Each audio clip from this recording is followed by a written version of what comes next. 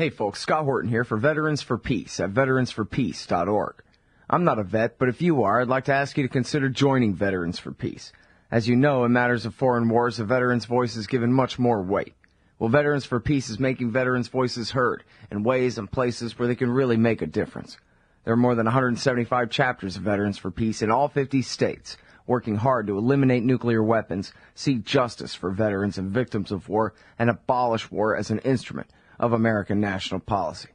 It's the peace vets versus the chicken hawks. Join up the good fight at veteransforpeace.org. Hey y'all, Scott Horton here.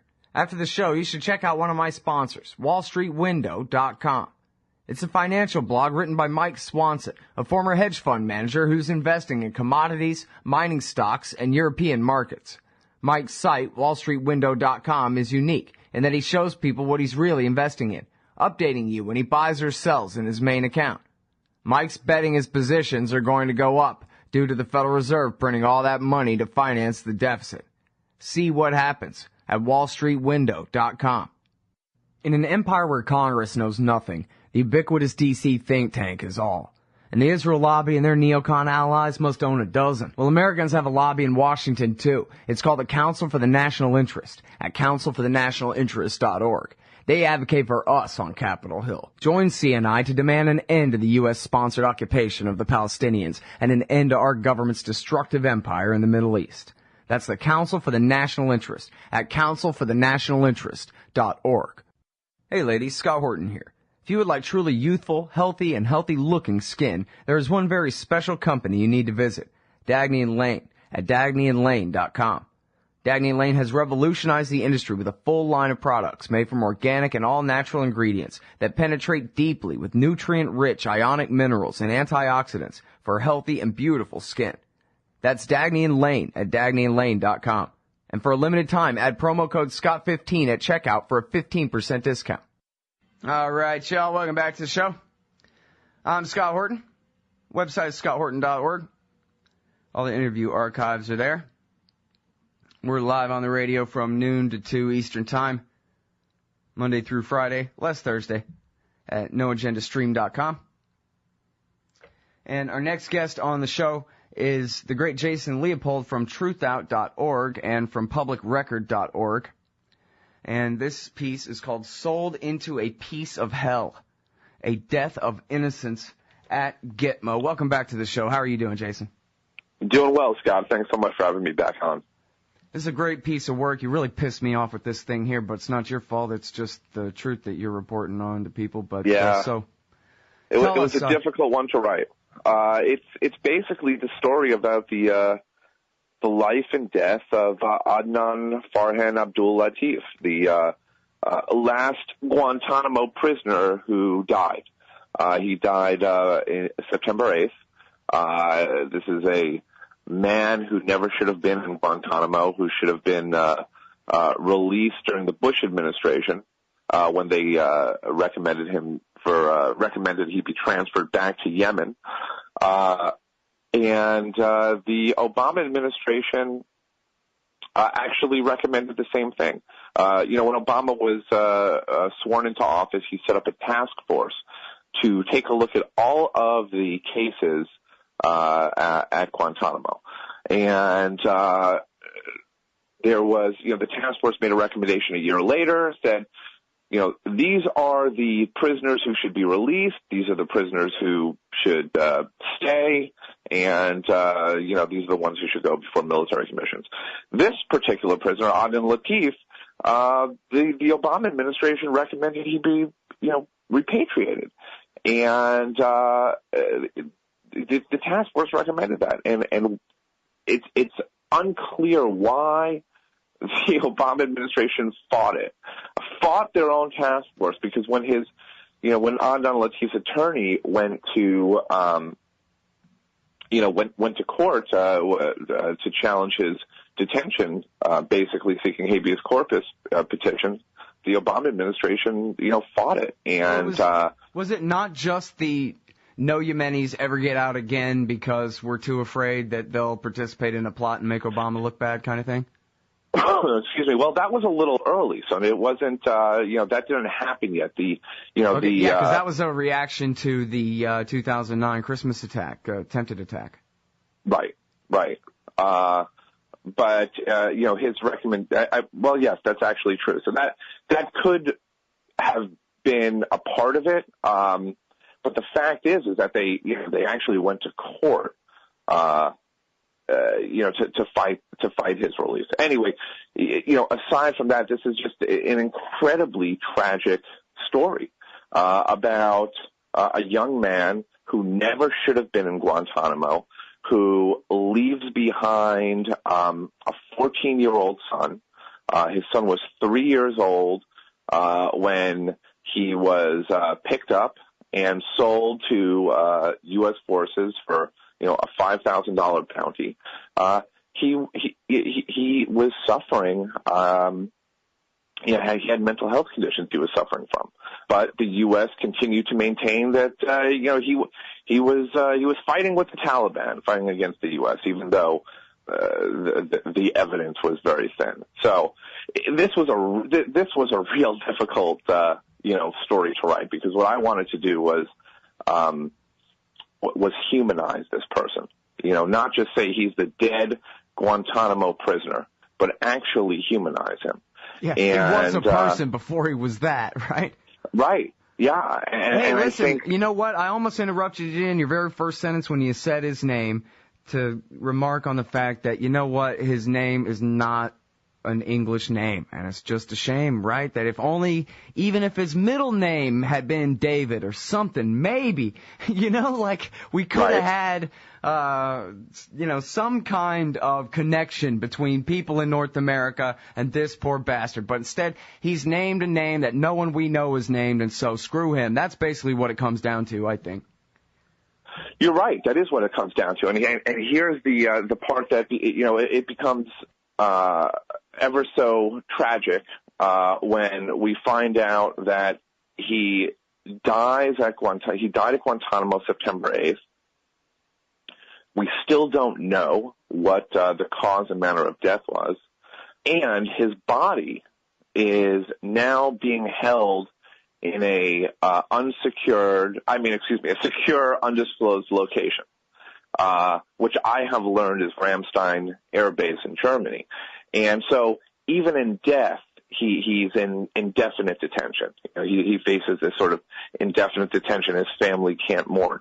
And so, the reason I mentioned that the cause and manner of death is unknown, I think it's very important, because unlike the 9 previous deaths at Guantanamo, every time that we've heard from Joint Task Force Guantanamo that a prisoner has died, they've actually released what they believe was a cause and manner of death, even though it may have been questionable, whether it was suicide, cardiac arrest. In this case, with Adnan Latif, they haven't, and his death is looking more and more suspicious. Huh. Well, of course, all the initial reports were, we knew that this guy was going to commit suicide eventually. Well, and it's understandable that people would sort of jump to that conclusion, because he did have previous suicide attempts. But his body was found. There was no sign of self-harm on his body. He was being held in a block at Camp 5, which is a punishment block at Guantanamo, that is monitored every 3 minutes. So literally guards are walking by every 3 minutes, and in certain cases, if you're what they refer to as a detainee of interest, every 60 seconds to check on the prisoners. And the guards have to see skin. So that's the way it was described to me. He sometime in the afternoon, he became unresponsive and unconscious. And some of the experts I spoke with said that usually in Did I lose you? Check. Oh, we lost him. Well, that's a hell of a thing, ain't it? All right, y'all, welcome back. Apparently, Corporal Jerkface over at the National Security Agency felt like interrupting our conversation with the great Jason Leopold, but that's all right. We got him back on the line. Truthout.org and pubrecord.org for the public record. The piece is Sold into a Piece of Hell, a Death of Innocence at Guantanamo. And we're talking about Adnan Latif, a Yemeni who is one of the very first detained at Guantanamo, who recently died there. And we sort of already are skipping ahead to the end, but that's okay. We're talking right now about reasons to suspect that maybe there's something not quite right with this man's death, even though all the initial news reports said that he had committed suicide. There's reason to believe that maybe they're not, or at least it's a fact that they don't want to come clean with, the record as quickly as they usually do anyway. That's what you were saying before the phone interrupted us, correct, Jason? Yes, and apologies for that. Sorry to skip, to the end, but it's, I felt that it was... Of course, that's the important news here. That's why people ought to be interested. This guy just died. Otherwise, we'd be talking about any one guy at Guantanamo, and they wouldn't care. Exactly, and, the fact is that he's no longer in the news. He's no longer an individual who is, generating headlines. The fact is that, his family... who, they haven't seen him in more than 10 years. They're unable to mourn, his death. The Yemeni government will not accept his body until the U.S.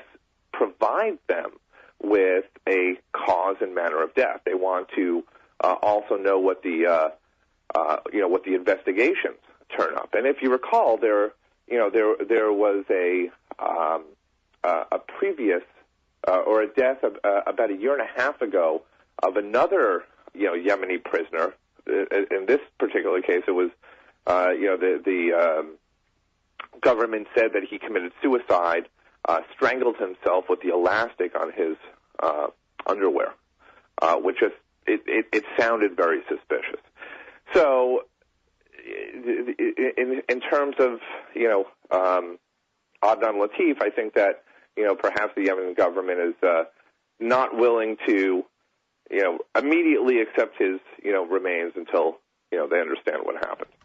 So at this point, as of yesterday, the Joint Task Force Guantanamo still will not release a cause and manner of death. The autopsy was already done. Now it's been more than 6 weeks. And the forensic pathologists that I've spoken with have said that, look, when it gets past 6 weeks, usually what they're trying to do is figure out what to say publicly. And his feeling also, as I indicated before we got cut off, is was that drugs are usually the cause of death in cases like this, particularly benzodiazepines, any sort of antidepressants, any drugs that cause brain depression, pressure on the brain. So, and of course, again, I want to make clear that he doesn't have any. I don't have any documents or any medical records. But what we do know is that Adnan Latif had been routinely drugged because he refused to be compliant over the years. Yeah, well, and as well he might. And that's the whole thing here is, I really like the way you wrote this story, too, because not that this would ever happen, but very well could be, the TV movie of the week or whatever. Do they still have those? Where, hey, it's the story of this one guy who otherwise you might not take notice of him, but, out of the crowd, let's just follow this one guy on his path and whatever happened to him. And it's basically this guy who once got in a car wreck and then, too bad he's not Hindu and has another chance to be reincarnated and start over because his life basically just went to hell from there on. And, right. Ending up with being in effect killed by Obama or Obama's men, whether literally or not. Yes. And, that is certainly, it certainly left me speechless. That's when I started looking into, this story. I mean, we saw the headlines. We knew that a Guantanamo prisoner died, but really getting deep into it, it left me speechless. I mean, I did speak with his family, and that's what really threw me off. I'm not even sure if that's the right way to describe it. His father, I mean, I had an interpreter on the other end of the phone, and, I was speaking to Adnan's father, and you can hear the emotion in this man's voice, even though I couldn't understand, the interpreter hadn't yet translated what he was saying. But, this was a man who was just so sad by the death of his son. And, again, we picked up people back after 9/11 simply by the brand of Casio watch they wore. And we kept them, locked up in Guantanamo, some who perhaps may still be there. And, here's the story of this man who, suffered a debilitating head injury when he was in his teens. That's Adnan Latif, and he simply was traveling in search of medical care. Yemen is a poor country. He was unable to obtain affordable medical care that would allow him to make a full recovery. The government of Yemen even declared him a disabled person and had urged citizens to help him obtain medical care. So he was obsessively searching for that. He finds or he meets someone who tells him about this Islamic charity in Pakistan, and so he sets off and goes to Pakistan and tries to search for this person who has this Islamic charity that would help him, and that leads him to Afghanistan. And that by the time he got there, just a couple of months later, we invaded, and he just was unable to escape. So, if you could hear what I'm saying, it's like, well, what was he doing in Afghanistan? Well, Afghanistan's a huge country. That's the reaction that I get from people and that I've seen.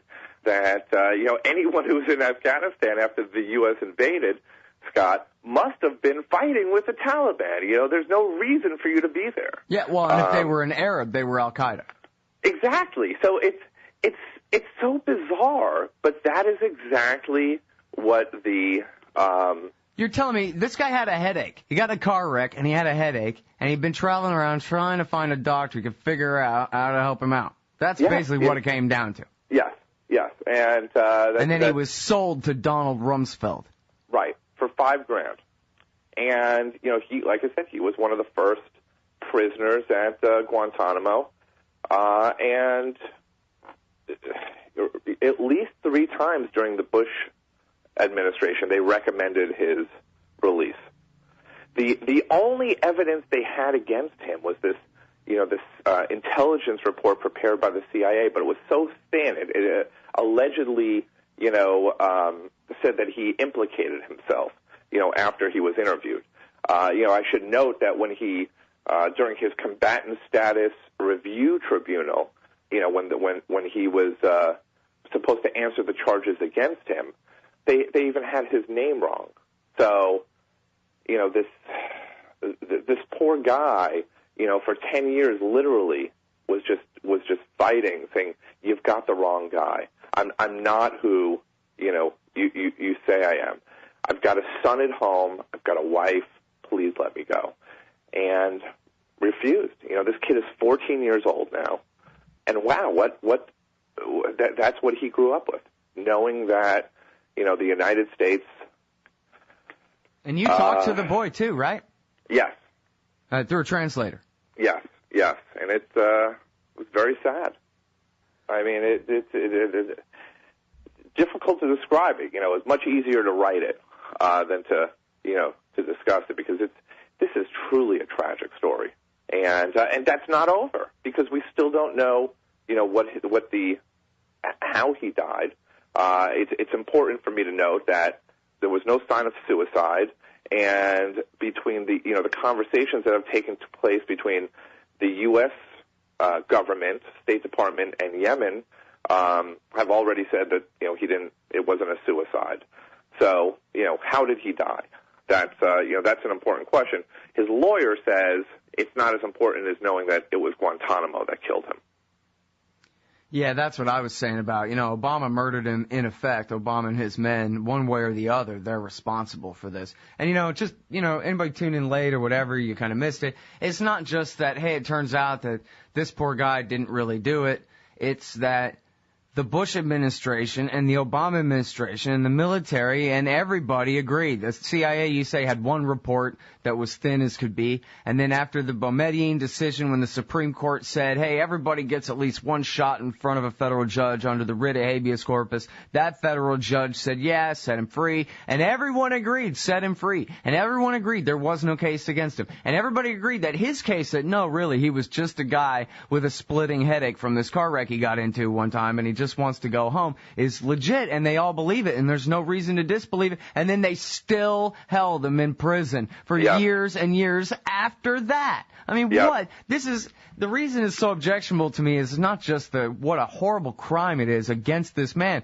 but it's also because, this is like freedom of religion or something. We're getting down to the very last few things that Americans are still good on, right? Like, you give a man a fair trial, right? Like, that's one thing where, unlike the Russians, where sometimes you don't even know what the charge is, like in that terrible book where the guy doesn't even know what the charge is, which is like you know what I mean? This is a reality that someone else in the old world has to suffer, unfortunately for them, but not us, not here in America. We don't do things that way, and we do. Yeah, we do, and we have been doing it for quite some time. So it's not new. It's just now it's out in the open. Now we know about it. When he brought his case to, before a federal judge who granted his, habeas corpus petition, that's when the Obama administration appealed it. And they appealed it to the D.C. Circuit, and their ruling out of the D.C. Circuit was basically, essentially gutting habeas corpus, because they said that the government's evidence, no matter how thin, is entitled to a presumption of regularity. So right, and you know what? I talked with Marjorie Cohen about that. She's the professor at, I forget now, Thomas Jefferson School of Law or something, but she was the head of the Center for Constitutional Rights at the time, I think. Anyway, and she knows. And she said that was a brand new invented phrase, like illegal enemy combatant, that they had just made up that whole brand new thing in the law. Presumption of regularity, meaning presumption that whatever the intelligence agencies say on the piece of paper must be true. Right, and the burden would fall upon Adnan Latif to prove that it's not true. And so this went all the way up to the Supreme Court. And in June, as you mentioned, the Supreme Court issued that landmark decision saying, that detainees have the right to, challenge their detention. So in June, the Supreme Court decided, nope, they're not going to take it up. And, at that time, Adnan Latif had been, on a hunger strike. He just ended his hunger strike. He regained about 95% of his body weight. He seemed to be in good spirits. At least that's the way his lawyer described him. And then on September 8th, it was the afternoon, he was found dead in his cell. Again, you're supposed to walk that block every 3 minutes. So it's unclear, how that could happen, because what we say, what Joint Task Force Guantanamo says is that, things like this are never supposed to happen at Guantanamo because the guard force is supposed to catch it. In his cell, he has a video camera affixed to the ceiling. Though, it's wired for sound as well. So they're constantly monitored. And, at this point, it's still, I'm still trying to figure out exactly, what the cause and manner of death is. But in addition to that, I'm trying to access his medical records, which, perhaps would give a little bit of an insight as to, what he had been given in terms of medication. Yeah, well, I sure hope you stay on the story. I know you will, and find out just what happened there. Yeah, it's it's a story that I think that will be, unfortunately, Scott, seeing many more types of stories like this.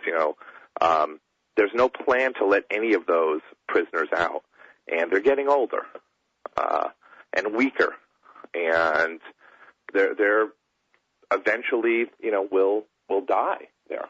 So, well, we got appearances to keep, so Yes. All right. Well, we'll come up with a good cover story, I'm sure. Or not, whichever. Yeah. Okay. Thank you very much for your time, as always, especially I kept you overtime here a little bit. I appreciate it, Scott. It's great to talk to you. Great journalism, as always, Jason. Thank you. Take care. Everybody, that's the great Jason Leopold from Truthout.org. This one is at pubrecord.org, the public record. Sold into a piece of hell. A death of innocence at Gitmo. Hey, read this thing. It's really good, man. Ben Franklin said, those who are willing to sacrifice essential liberty for a little temporary safety deserve neither. Hi, Scott Horton here for the Bill of Rights Security Edition from securityedition.com. It's a plain card-sized steel Bill of Rights designed to set off the metal detectors anywhere the police state goes, so you can remind those around you the freedoms we've lost. And for a limited time, get free shipping when you purchase a frequent flyer pack of 5 Bill of Rights Security Edition cards. Play a leading role in the security theater with a Bill of Rights Security Edition from securityedition.com. The Scott Horton Show is brought to you by the Future Freedom Foundation at FFF.org. Join the great Jacob Hornberger and some of the best writers in the libertarian movement like James Bovard, Sheldon Richman, Anthony Gregory, Wendy McElroy, and more for a real individualist take on the most important matters of peace, liberty, and prosperity in our society. That's the Future Freedom Foundation at FFF.org. Hey everybody, Scott Horton here. Ever think maybe your group should hire me to give a speech? Well, maybe you should. I've got a few good ones to choose from, including how to end the war on terror, the case against war with Iran, central banking and war, Uncle Sam and the Arab Spring, the ongoing war on civil liberties, and of course, why everything in the world is Woodrow Wilson's fault. But I'm happy to talk about just about anything else you've ever heard me cover on the show as well. So check out youtube.com/Scott Horton Show for some examples, and email Scott at scotthorton.org for more details. See you there. Hey everybody, Scott Horton here for libertystickers.com. If you're like me, then you're right all the time, surrounded by people in desperate need of correction. Well, we can't all have a radio show, but we can all get anti-government propaganda to stick on the back of our trucks. Check out libertystickers.com. Categories include anti-war, empire, police state, libertarian, Ron Paul, gun rights, founders quotes, and of course the stupid election. That's libertystickers.com. Everyone else's stickers suck.